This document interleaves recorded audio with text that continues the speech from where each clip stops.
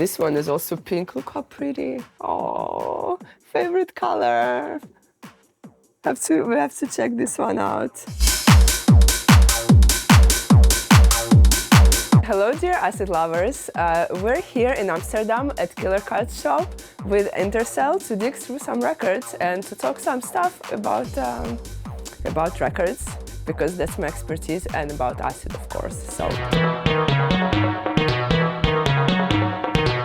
I don't really have good strategy, because navigating through a lot of records is hard, especially through a collection that someone else arranged. So when I enter a record shop, honestly, sometimes I feel super overwhelmed, and I'll be like, oh my God, where do I start? Especially for me, being on autism spectrum, it adds extra layer of difficulty. So if you feel like me, don't feel stressed. Don't feel obliged to go through everything or whatever. I personally go to my safe zone, which is acid section, and at the moment when I feel comfortable, I'm okay, I got this. Then maybe I feel crazy and go through drum and bass section or something like that. Do what feels right for you, and that's it. There are no rules. You make the rules.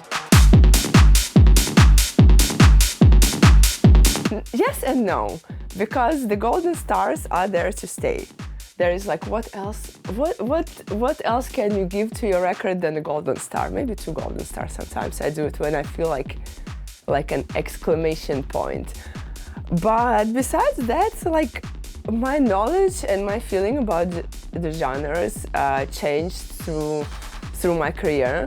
Also, looking back at my first interviews and stuff, suddenly I understand that I was such a baby DJ, so maybe my knowledge was not super accurate when I tagged my records and I put genres on it.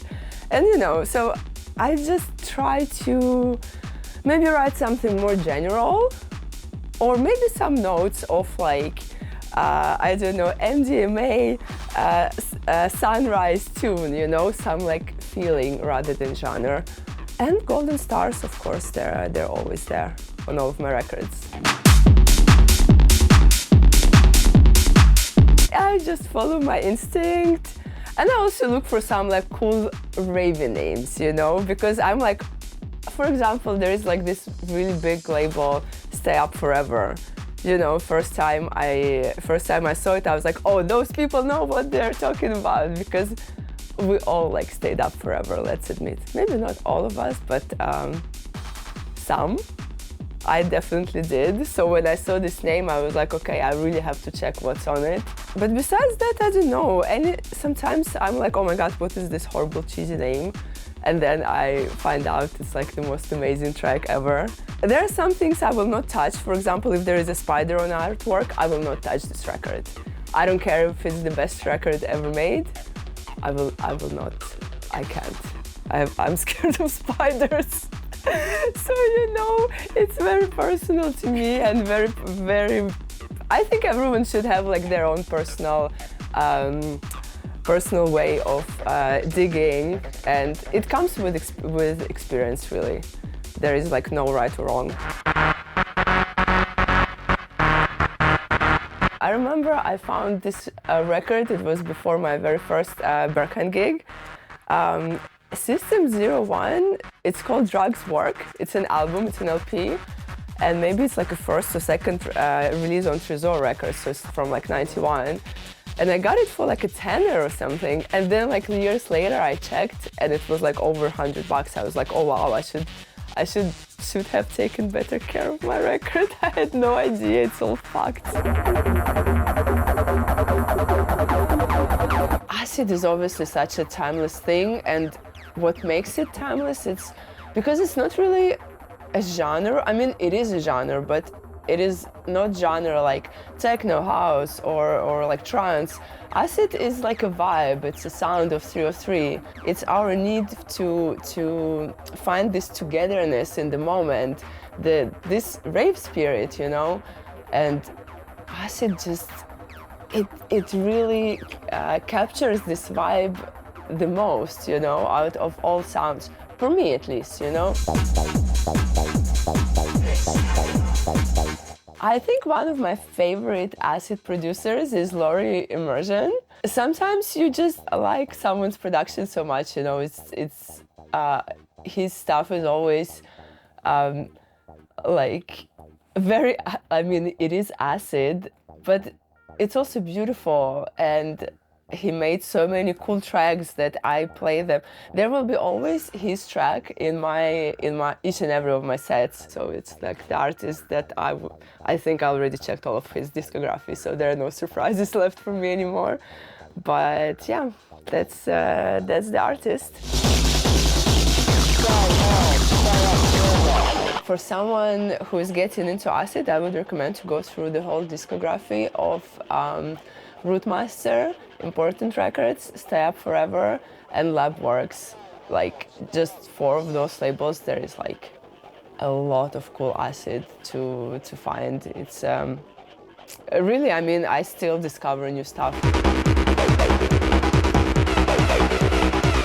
To start buying records that make you feel something, you know, that it shouldn't be dependent on like what's in or what's the hype or the genre that you think you want to collect.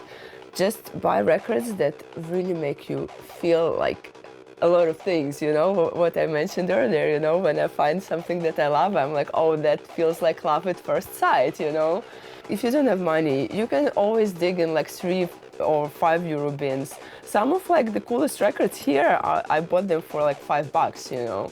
You don't have to collect like tens or hundreds or thousands to be a collector. You can collect 10 and be like, yeah, I collect records. When I started DJing, I played 2 hours with 30 records. But I believed in every second of every record, and it worked out. Actually, the surprise track I would love to play, a surprise record, it's my own record that is coming out hopefully soon. I think until we have the party, which is on my birthday weekend, so you all better come with presents. Yeah, I hope my record will come out until then, and I've been playing it digitally for a couple of months now. But you know, playing your own music on vinyl just hits differently, and for me it's like my first record, so I really cannot wait, and I'm pretty sure that I'll be able to play this record on vinyl at the party. Actually, before I started tagging my records with golden stars, it means that this record, one of the first records I ever got. It also has a heart, because it has a special place in my heart. It's Desert Storm Psycho Drums remix. And this record is just made out of acid, with like every element comes more and more acid in different form, which I absolutely love, obviously. There is a repress that came out just now, which I bought immediately, but it sounds a little bit differently. And since I'm autistic and changes are no, I keep on playing this one, even though it's like really wonky and old, but it just like sounds the way I love it. Yeah, I'll play it a bit for you. There is also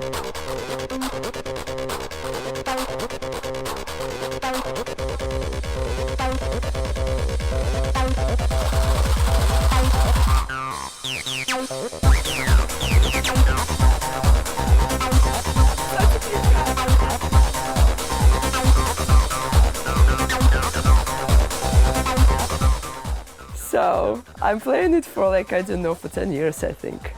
This poor record, look at it. Look at it. It's Desert Storm. It's like went through storm and through everything, actually.